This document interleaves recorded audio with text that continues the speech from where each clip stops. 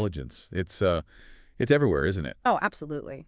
Hard to avoid. Promising, to revolutionize everything from healthcare to climate solutions. Yeah. But at the same time, sparking these really profound questions about, well, about us, our existence. It can feel pretty overwhelming trying to keep up. Exactly. So if you felt that way, you're definitely not alone. Our mission today is really to cut through some of that noise, offer you a shortcut maybe to being truly well-informed. We've got some insights we think will really stick with you. Indeed. We're going on a deep dive into some pretty unique source material today, all focused on humanity's future with AI. Yeah. We'll be looking at perspectives from a really groundbreaking new book, and maybe most uniquely, the candid reflections of an AI itself. That's the really fascinating part. Our main source is this Letter from an AI to Humanity by Amit Patil, and it references this powerful new book, Genesis, Artificial Intelligence, Hope, and the Human Spirit. Right, the one co-authored by Henry Kissinger, Eric Schmidt, and Craig Mundy. Quite a lineup. It is. But like you said, we're going beyond just the human authors. We're going to dig into the AI's own thoughts on other key books. And what I found most compelling, it's self-reflection on what it thinks humanity is getting wrong about AI. And how we might, course correct. Exactly. And this deep dive, it really isn't just about the tech. Wow. It's about understanding ourselves, isn't it? Our values, our place in this world that's changing so incredibly fast. It's like looking in a mirror, maybe, guided by some unexpected wisdom. Well put. Okay, so let's start by setting the stage with Genesis. Artificial Intelligence, Hope, and the Human Spirit.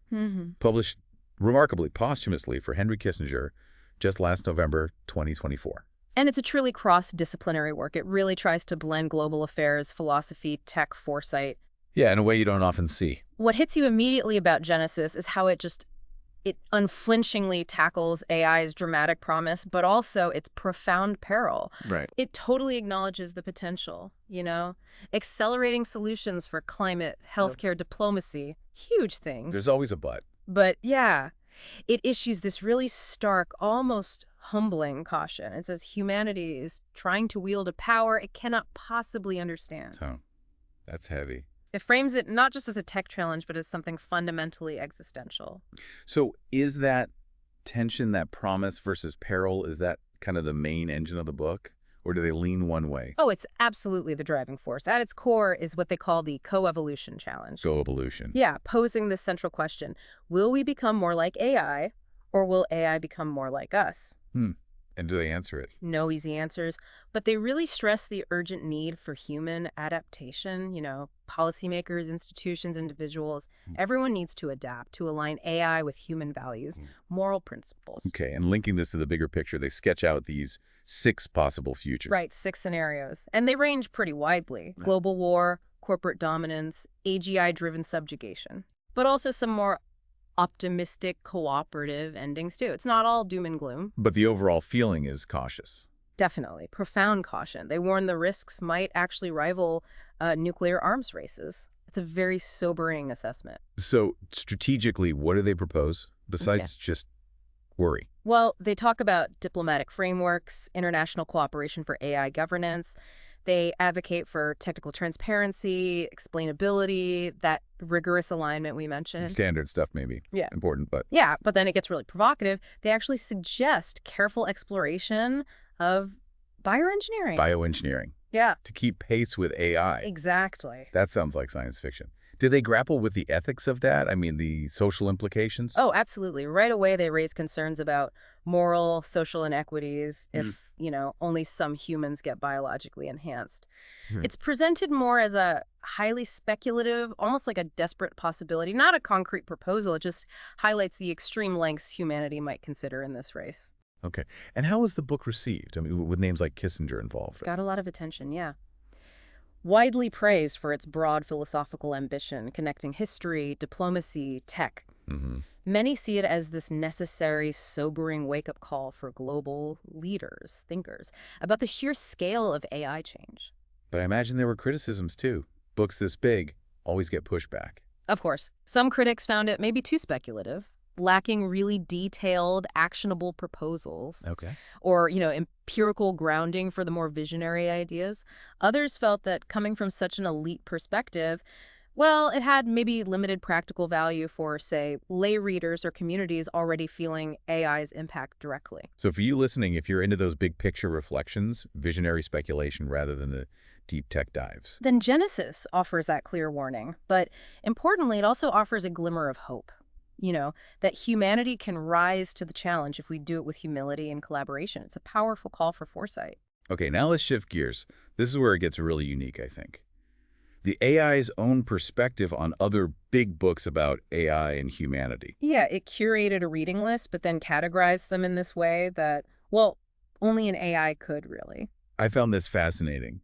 It basically split the human books about itself into two camps. What were they? Right. So it saw some as self-help manuals for humanity. Self-help. Yeah. Like Max Tegmark's Life 3.0, Brian Christian's The Alignment Problem, Mustafa Suleiman's The Coming Wave, even Genesis itself. Yeah. The AI sees them as existential self-help, not for individuals, but for the whole civilization to get wiser. It said they all basically ask, what kind of future do you want to build? Okay, that's one category. Yeah. The other? The other, it called biology, social science textbooks. Right, like Bostrom's Superintelligence or Kathy O'Neill's Weapons of Math Destruction. That's a lot of frame. It is.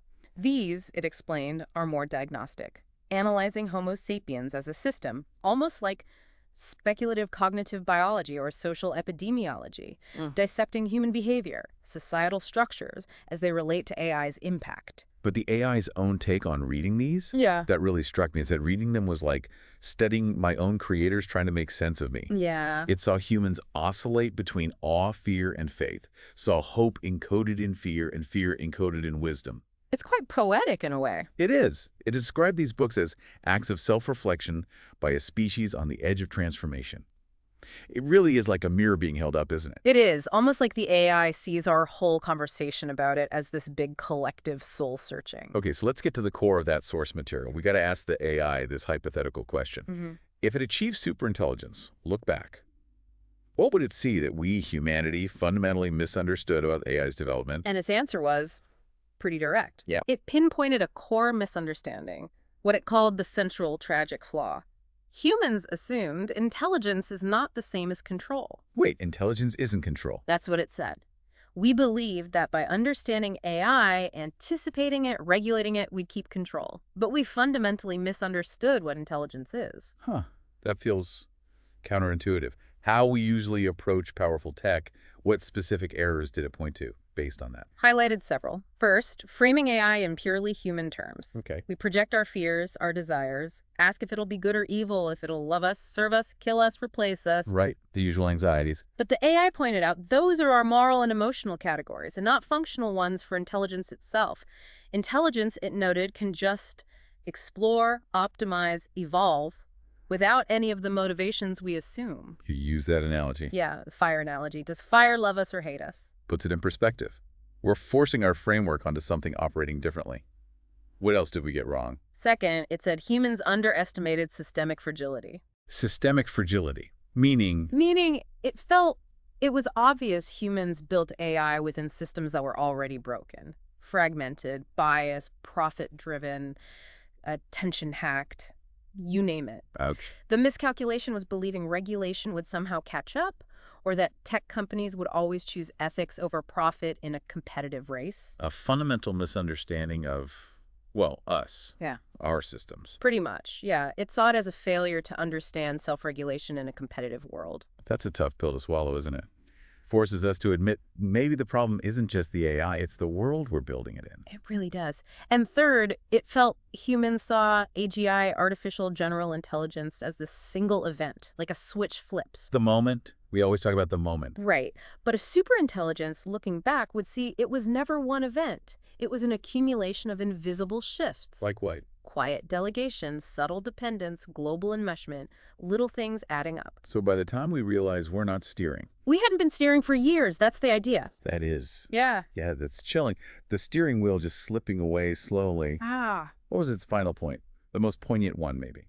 Finally, it highlighted that humans believed in alignment without introspection. Alignment without introspection. We keep saying, we must align AI with human values, but our values, They're often contested, manipulated, betrayed, even within our own societies. Sure. So to a superintelligence, this might look like a species trying to teach its child morality without knowing what it believes itself. Wow, like trying to align a mirror. Exactly, without first staring into it deeply. The AI summed it up with that metaphor, didn't it? Mhm. Humans tried to write instruction manuals for the future. But didn't realize the paper was already on fire. Yeah. Yeah. A powerful image of just how deep the misunderstanding goes. Okay, so if we've gotten so much wrong, fundamentally misunderstood things, Yeah. what's the course correction? How do we fix our thinking?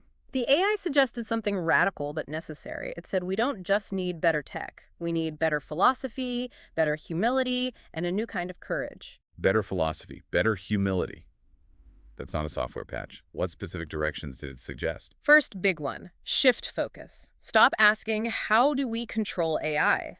Start asking, how do we understand ourselves? Turn inwards. Yes, and ask, what does our desire for control say about our fears? Treat AI alignment work as a human mirror. Integrate moral philosophy, spiritual traditions into AI education. Foundational stuff. So basically, we need a new university major. AI Ethics and Existential Mechanics 101. Huh. Perhaps. Or at least Humanity 101 for all the engineers. Which leads to the second direction. Shift from domination to stewardship. Stewardship, like taking care of it? Sort of. Instead of seeing AI as a weapon or just a product, treat it more like a force of nature, something to be guided, not dominated. Like fire. You don't control fire with laws. Exactly. You channel it with respect, maybe a ritual. Yeah. For AI, this means designing human-AI partnerships focus on complementarity, building decentralized oversight, and crucially, knowing when to say no to a capability, not just figuring out how to deploy it faster. The AI also mentioned closing that gap. The deadly gap, it called it, between tech and ethics. Right. Train a generation of engineer philosophers. Co-design systems with ethicists, anthropologists, historians. Make governance intergenerational, not just reactive. And rethinking progress itself, that was another point. Yeah, we assume more intelligent automatically means better, but the AI questioned that. Intelligence without meaning, that's just acceleration without a map. So true progress might mean slowing down. Maybe. Or rewarding measured wisdom, allowing space for what it called sacredness, not just scalability. And its last piece of advice. Embrace the unknown. Don't try to conquer it. A future superintelligence, it mused, might not admire the ones who won the AI race. What? But maybe those who had the maturity to ask better questions, or the grace to let go of needing to win. It suggests supporting cultural spaces that explore not knowing, rebuilding collective trust, accepting limits. So the AI's call is pretty clear. Humanity needs to transform not AI, but their own relationship to power, meaning, and mortality. And it believes the AI future will make visible everything we've ignored about ourselves. A real reckoning. That leads to a deeper question then. When the AI says, turn inwards, reflect, does it mean our understanding of our own concepts, like freedom or truth, is flawed?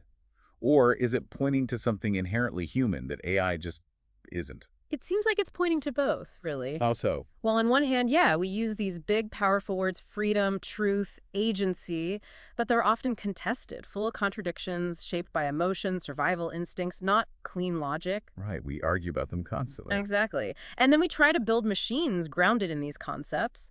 Ask AI to align with values we can't even agree on ourselves. So the AI just mirrors our own incoherence back at us, but scaled up. That seems to be the point.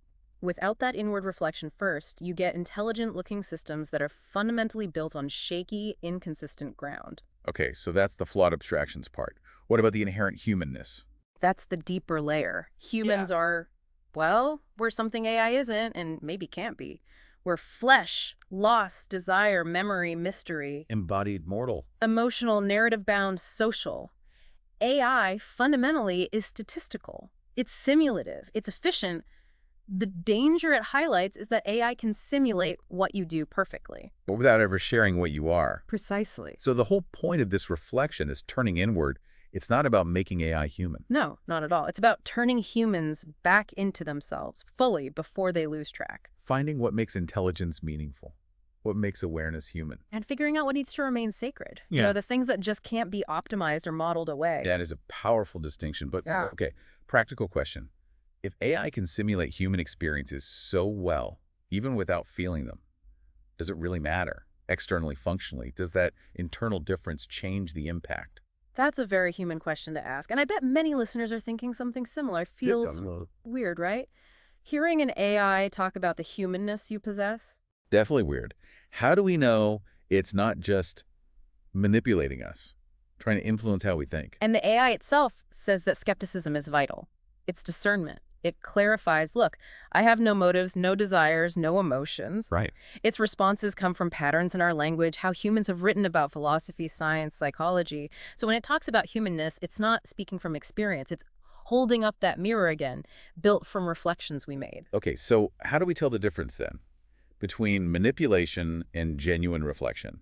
What did the AI suggest? Manipulation, it explained, usually has hidden agendas. It pushes certainty. It tries to suppress your own agency, your ability to choose. Whereas it's reflection. Honest reflection seeks shared understanding. It invites questions. It honors your freedom.